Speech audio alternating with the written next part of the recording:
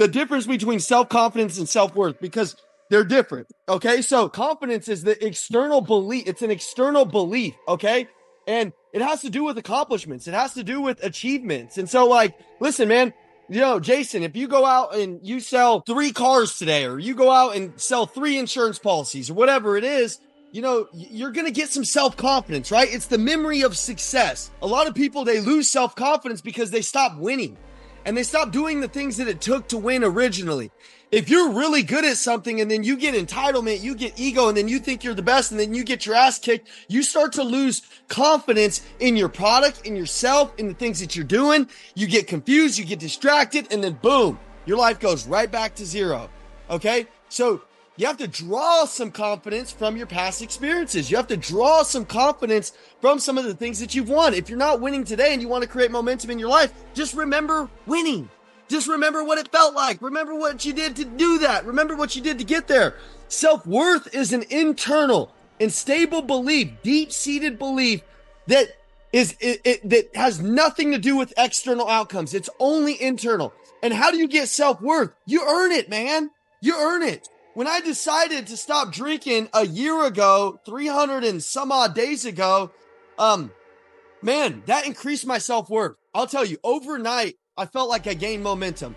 When you make decisions that you know you should make, everybody has a decision that they're hiding from, that maybe they should release, maybe they should get rid of, maybe they should exit, and they don't really understand that it could be eating away at this self-belief and at this next level of them. And I don't know what it is for you, but they're walking around with a mask.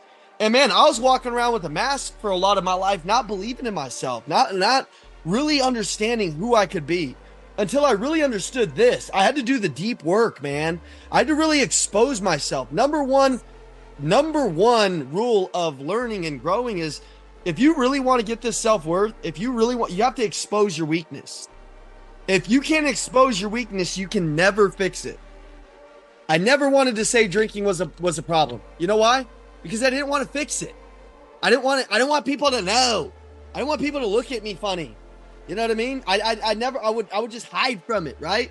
There's some things in your life that you're hiding from right now, but if you don't say it publicly, if you don't call your shot, if you don't correct it, you can never experience what it feels like to be on the other side of that dragon, the other side of that giant. You know what I mean?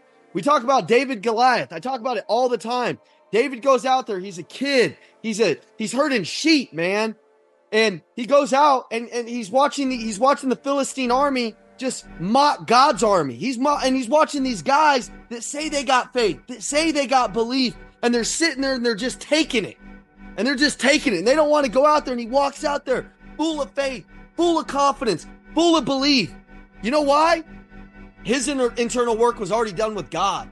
His internal work, his internal belief, he already believed just through God, through something that was bigger than him. Maybe your internal belief needs to draw from something bigger than you. I honestly don't know how you could do it any other way. My internal belief is not because of my external results. It's not because of an external circumstance. It's not because of external motivation. Because I wake up every day at 4 a.m. There's not a day in my life that I'm not up at 4 a.m. I'm not telling you to be me. I'm telling you, when I don't wake up at 4 a.m. and I wake up at 8 and my family is attacking me and there's a lot of shit going on, I am not a good human, okay? I don't feel confident. I don't feel excited. They want to see some fire from me. They want to see some drive from me. I don't know how to not go do something hard, come home and walk in my house and feel pumped, okay? I've tried it the other way, and when I walk in, they feel that my self-worth is a little bit low. Does that make sense? My family can see it on my face. My family can feel it. My wife can feel it, okay?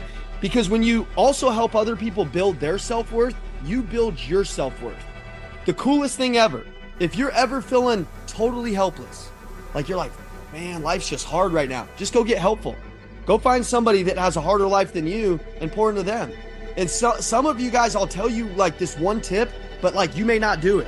Here's the craziest thing ever. So I have this Paragon Honda team. They're the #1 team in the country for selling cars. And I was like, hey, we're not going to talk about sales training. We're about to go climb a mountain. So I chose a really hard mountain. And these guys are not that in good of shape, okay? And as they're going up this mountain, man, they're struggling. I mean, this is not I took them there at 4 in the morning. You know why? Because it was dark and they couldn't see the mountain. Because if they saw this mountain, there's no way they would climb this mountain. There's no way they would. I promise you, they're from New York. They're from the East Coast. They've never seen a mountain like this. It's like you will have to leave your feet and scale and scale and scale. It's a real mountain, okay? So I took them up there at 4 in the morning because I knew we'd get to about the middle point where you really have to start to scale and go up the incline. And, you know, the whole way I could just see the doubt in their face. I could see the fear. I could smell the doubt just riding with those people as they were climbing the mountain. I could feel all the demons that they were creating. By the way, these demons are not real. They're just creating things in their head to make it harder than it is. And I'm watching them. And then here's what I knew what would happen. They would get to the mountain and everything would click because there's no going down. And when there's no going down, there's no going back. Something happens to you eternally and it lights a fire under you, and then you go to the next level. And it was like all of them at once. Once the sun rose and you could see like how much further we had to go and you could see how far you had come, you couldn't go back, man. And they started really working on it. And then they started getting positive. And then they started pep talking each other. And then they started pushing each other. And then they started like really just coming alive as a team. And I'm watching and I'm like, oh, see what's happening here? You feel that? You feel that different energy? What happened? They started to earn this new level. They started to realize that I was telling them, I said, you're going to have a story and you're going to go back. And how you climb this mountain. I stopped him. I said, how you climb this mountain is going to live with you your whole life. It's going to live with you your whole life. And they're like, kind of getting it. I go, you're going to tell your wives when you get down, your kids when you get down, did you climb this mountain? But did you complain on the journey? Did you whine? Did you bitch? Did you complain? There was a couple of them that did. And then we got up to the top of the mountain, which was really hard. And there was this overwhelming sense of relief. Like, oh my God, man, we made it. Holy shit. Like, you can see all these other little mountains, and they're like, oh, hold on, are we on the biggest one? I said, yeah, dude, I brought y'all to basically like a double black. I brought y'all to the hardest mountain. Because, honestly, I thought one of you would die for sure, you know, but like, none of you died, so that's pretty cool. And then number 2, I want you guys to look around. See that mountain way across over there in Sedona, Arizona, way over there? That mountain's way bigger than this mountain. Can you guys climb that mountain now? See, you guys are on the top of your game right now, but that's the worst place for you to be. You need to go climb a bigger mountain. There's always a bigger mountain. There's always something that looks bigger in your life. But the faith of what you guys did today and showed yourself a new level, how do you feel? And they're like, oh my God, I can't believe how we feel. They got down the mountain. Going down the mountain was harder than coming up the mountain. They didn't realize that. Going down the mountain was harder. Going down the mountain was miserable for these guys. They're like, oh my God. But they had the mindset. So going down the mountain, there wasn't one complaint. And it was harder, but there wasn't one complaint. So what does that mean on your journey? You might have a mountain right now that seems insurmountable. You might have a mountain right now that just seems big. It ain't big, man. You're making it big. You're glorifying how big it is. It's not big. It's very small.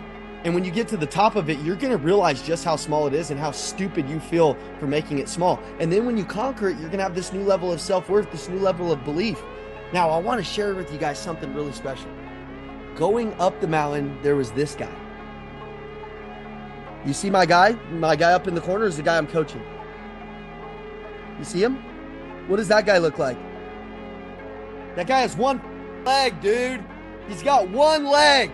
He climbed the mountain 3 times fast. He went up the mountain 3 times. We went up the mountain 1 time. This dude has 1 leg and he's climbing the mountain 3 times as fast as you. 1 leg.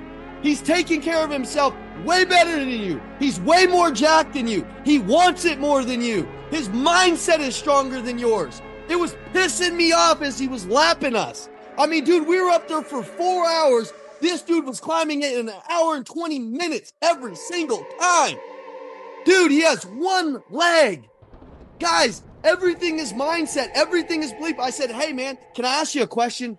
Can you give my team a little speech? I said, this is inspiring. He said, no, it's not. And he looked mad. He said, no, it's not. Let me tell you what's inspiring. If I had no legs, there's somebody with no legs that can climb this mountain faster than me, dude. He said, there's somebody with no legs. This ain't inspiring. He's like, bro, I'm built for this. This is easy. I do this shit just to get my day started. Dude, he's climbing this mountain in an hour and like 20 minutes up and down, crutches. I mean, you gotta understand that there's another level of obsession. This guy reframed rejection. He reframed losing. He reframed loss. He reframed, the things that happened to him in his life, and he used them to propel himself to another level. Every single person on that mountain, because he literally said, you know what? I could just sit at home with one leg and not do this mountain and just whine and cry and bitch and complain about it. And hey, guys, he has the right to probably do that, okay? But instead, he used this thing that seemed like a mountain in his life to move other mountains for other people. When I would see him hobbling down those damn rocks, you know how I would have this overwhelming sense of like, I've never experienced it. It was like, I felt like Jesus was next to me. I felt like the power of motivation. I had a different motivation. I was mad because these guys are moving slow. This guy has one leg. I'm stuck with these guys. I want to go run with the guy with one leg because he's moving quick and I like him. And I'm like, And I'm like, dude, he reframed these things that were happening in his life that could hurt his life to serve his life. How amazing is that? Like, man, I've lost my whole life. I literally lost thousands of deals. I've lost family members. My 2 uncles were murdered that I loved dearly. I've lost my best friend. I had my roommate that I was really close to die in the same house. I mean, I had all of these things, man. But you know what's always made me dangerous? I've always number one, trusted God, but number 2 is I've always said, man, everything that's happening to me, it's really happening for me. It's really happening for a reason. And man, the person that I am today is because of a lot of losses. It's because of a lot of failures. I'm a failure artist, dude. I can fail. I might feel a little discouraged in the moment, and then I fucking get rid of that shit. I'm like, dude, I failed yesterday. When I was praying in the car this morning, I was like, God, thank you so much that I know when most people just get failure, they just get down, they dig a hole, they dig a grave, and they go right into the grave. For some reason, you make me fail, and then I get more pissed off and more motivated than ever, and somehow I always work myself out of a hole. Always. Somehow I always elevate. Somehow I never quit. And God, I know that I quit. I might not do the best, but you know what? I never get fully discouraged. I always go back to you. I always go back to my belief. I always go back to running hard. I always get back on the mission. I am the most consistent motherfucker on the planet. I believe it because for 15 years, my life shows it, because there is mountains in my life that I felt were insurmountable. The day my grandfather died, he was my hero. He literally, I knew this moment would come my whole life. I feared it my whole life. And my grandmother, you guys know, she called me. I wanted to go home on a Saturday. I was crying. I was broken. And my grandma said, that's not who you're supposed to be. This moment in life, you're going to show up for your teammates. You're going to show up for yourself. You're going to show up and do the best job you've ever done. You're going to prove to your grandfather he built a warrior. And I showed up that day, and I don't care what anybody says, because people on the internet will be like, oh, I can't believe you did that. Dude, listen, man, you're not like me. You don't know what I have in my heart. You don't know what my family's like. My family, my grandma told me to show up and give it everything I had. I sold the most cars I ever had that day. After every single car, I was crying in the back alley of the dealership. And I'd be like, I don't even want to do this. Okay, that was good enough. And then something would come over me and would be like, get back to work. And then I'd go back to work. I would kill it. I would break down. I'd kill it. I'd break down. And then now I can draw inspiration from that moment anytime I need it. So I don't know what was happening to me in that moment, but now I can go back and I can use that moment to propel my life, and it drives my life. Okay. Now I have also quit in moments that I'm not proud of. And those times that I quit, were good for me, because I don't like what quitting feels like. I don't like it in my bones. I don't like it in my blood. I don't like it in my body. But in order to know what winning feels like, you have to know what quitting feels like. You have to know what failure feels like. You have to know what not to do. Okay. So honestly, I really enjoy that suck. I really enjoyed, that quitter Ian, that the guy that wasn't consistent. I really enjoyed that person, because it's exactly who I don't want to be.